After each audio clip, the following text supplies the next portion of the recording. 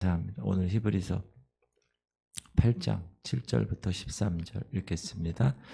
저 첫 언약이 무흠하였더라면 둘째 것을 요구할 일이 없었으려니와 흠이 있다는 거예요. 구약이 그들의 잘못을 지적하여 말씀하시되 주께서 이르시되 볼지어다 날이 이르리니 내가 이스라엘 집과 유다 집과 더불어 새 언약을 맺으리라. 신약. 또 주께서 이르시기를 이 언약은 내가 그들의 열조의 손을 잡고 애굽 땅에서 인도하여 내던 날에 그들과 맺은 언약과 같지 아니하도다. 구약과 같지 않다. 그들은 내 언약 안에 머물러 있지 아니하므로 내가 그들을 돌보지 아니하였노라. 이스라엘 역사를 읽어보세요. 역대상, 사무엘상, 역대 쫙 다 마찬가지죠. 언약에 머무르지 못했어요. 또 주께서 이르시되 그날 후에 내가 이스라엘 집과 맺을 언약은 이것이니 내 법을 그들의 생각에 두고 그들의 마음에 이것을 기록하리라. 나는 그들에게 하나님이 되고 그들은 내게 백성이 되리라. 이게 언약입니다. 나는 그들의 하나님이 되고 그들은 내게 백성이 되리라. 11절. 또 각각 자기 나라 사람과 각각 자기 형제를 가르쳐 이르기를 주를 알라 하지 아니할 것은 그들이 작은 자로부터 큰 자까지 다 나를 알미라. 내가 그들의 불의를 긍휼히 여기고 그들의 죄를 다시 기억하지 아니하리라 하셨느니라. 새 언약이라 말씀하셨음에 첫 것은 낡아지게 하신 것이니 낡아지고 쇠하는 것은 없어져 가는 것이니라. 할렐루야. 우리가 성경을 딱 피면 구약, 신약 이렇게 써 있습니다. 여기 밑에 가도 약국이 있죠. 화랑약국. 그 약은 그냥 우리 몸이 연약할 때 먹는 약이고 이 약은 계약이란 뜻입니다. 구약, 신약. 그 구약은 뭐죠? 옛 언약, 옛날 계약. 신약은 새 언약, 새로운 계약. 테스트먼트라고 해요. Old Testament, New Testament. 여기서 계약의 대상은 누구냐? 계약을 하면은 분명히 우리가 집 사면 계약할 때 계약자가 있잖아요. 그렇죠? 계약의 대상이 누굽니까? 하나님과 인간입니다. 대상자는. 그러면 왜 하나님과 인간 관계에 계약이 필요합니까? 이 질문이 들어가야 되죠. 왜 계약이 필요합니까? 그것은 인간의 범죄 때문에 그렇습니다. 여호와 하나님이 그 사람에게 명하여 이르시되 동산 각종 나무의 열매는 네가 임의로 먹되 선악을 알게 하는 하나님의 열매는 먹지 말라. 네가 먹는 날에는 반드시 죽으리라 하시니라.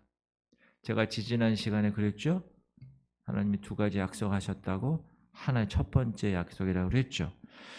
그런데 그 약속을 인간이 파기하죠. 그래서 생명이 육체가 되었죠. 생명은 육을 가졌지만 영원히 사는 존재였는데 육체가 되어 영원히 살지 못하고 정령 반드시 죽으리라 했기 때문에 죽었죠. 한번 내려진 하나님의 선고는 취소될 수가 없습니다. 그래서 하나님은 어떻게 할까 생각하시다가 죄로 죽게 된 인간들에게 다시 한번 생명을 준다는 약속으로 새로운 약속, 새로운 계약을 맺게 하신 겁니다. 그게 먼저 맺은 계약이 구약이고 그리고 그 다음에 맺은 계약이 신약입니다. 그러니까 결론적으로 말하면 구약과 신약은 두 가지가 아닙니다. 결과적으로 하나의 약속입니다. 그럼 먼저 우리가 구약에 대해서 올바른 견해를 가져야 되는데 구약은 하나님이 택한 이스라엘 백성과 하나님과 세운 계약입니다. 시내산에서 모세에게 올라오라 그런 다음에 돌판에 새겨서 하나님의 계명을 주었습니다. 간단하게 얘기하면 10계명입니다. 이 계약은 하나님의 계명을 지킴으로 생명을 얻을 수 있는 하나님의 은혜를 말합니다. 다시 말하면 하나님의 계명을 온전히 지키는 조건으로 그 안에 약속된 의와 생명이 주어지는 겁니다. 다시 하나님의 계명을 온전히 지키는 조건이 있다는 거예요. 시내산에서 말씀하신 그 계명을 온전히 지키는 조건이 그 하에서, 조건 하에서 그 안에서 약속된 의와 생명을 받는 겁니다. 이런 약속을 레위기는 이렇게 얘기합니다. 너희는 내 규례와 법도를 지키라. 사람의 일을 행하면 그로 말미암아 살리라. 나는 여호와이니라. 사도 바울은 신약에서 이 말씀에 대하여 이렇게 얘기합니다. 율법은 믿음에서 나는 것이 아니니 율법을 행하는 자는 그 가운데서 살리라 하였느니라. 그러면 이 같은 질문을 해야 됩니다. 왜 옛 언약이 있는데 다시 새로운 언약 신약을 주셨을까? 의를 얻을 수 있는데 그 계명을 지키는 조건 하에서 온전히 지키면 약속된 생명을 분명히 하나님이 허락하신다고 했는데 왜 그러면 신약을 다시 주셨습니까? 그 이유는 구약에는 중대한 흠이 있었다는, 흠이, 하자가 있었다. 그럼 율법에서 발견된 하자가 뭡니까? 조건이라는 거예요. 율법을 온전히 지켜야 된다는 거예요. 의를 얻고 생명을 이룰 수 있는 방법은 그 율법을 온전히 반드시 지켜야 되는 사람, 그런 사람에게만 의와 생명이 이룰 수 있다고 한 겁니다. 쉽게 설명하면 한 재판관이 있습니다. 그런데 지금 죄 문제 때문에 사형 선고를 받은 기결수가 있어요. 요 앞에. 그분은 어떻게 되는 사람이에요? 조금 있으면 사형으로 죽는 사람. 근데 이 재판관이 그 사형수에게 한 가지 조건을 제시합니다. 조건을 제시하고 그 조건 지키면 내가 너 살려줄게. 그렇게 얘기합니다. 그러니까 이 사형수는 어떻게 돼요? 살려준다니까. 귀가 썰깃해서 하겠습니다. 조건을 제시하시오. 살려준다는데. 그래서 그 조건을 말하라고 얘기하는. 그러니까 재판관이 제시한 조건을 이야기합니다. 뭐냐? 당신 10m 높이의 벽이 있어. 담이 있어. 그거를 한 번에 뛰어넘어. 그러면 내가 당신의 그 사형 선고를 면해 줄게. 이렇게 얘기했어요. 이 사형수는 자기가 마음만 먹으면 10m 되는 높이를 단숨에 넘을 수 있을까요? 넘을 수 없어요. 여러분 교도소 가보셨어요? 저는 이제 신방 때문에 좀 몇 번 갔어요. 갔는데 담이 높아요. 의외로 높아요. 제 생각에는 한 5m, 6m 될 것 같아요. 높습니다. 그거 뛰어넘는 거 불가능합니다. 다 지키고 있어요. 그런데 10m 높이를 한 번에 뛰어넘어 라고 하면 불가능해요. 율법을 온전히 지키는 일이 이와 같은 거예요. 불가능한 거예요. 사람으로서. 그러므로 율법의 행위로 그의 앞에 의롭다 하심을 얻을 육체가 없나니 율법으로는 죄를 깨달으며 엑스레이로 죄만 깨닫는 거예요. 율법은. 율법의 행위로 그의 앞에 의롭다 함을 얻을 육체가 없다. 모세가 하나님으로부터 받은 율법은 의롭고 거룩하고 마땅한 것이지만 인간의 힘이 그 율법을 온전히 이루는 일에는 절대로 미칠 수 없다. 꼭 기억하십니다. 율법이 요구하는 의는 우리 생활에서 실제로 우리가 육을 가진 우리가 실제로 우리 생활에서 얻을 수 있는 현실적인 의가 아니라는 거예요. 그냥 그림의 떡으로 바라보아야 할 의라는 것입니다. 하자가 있다는 거예요.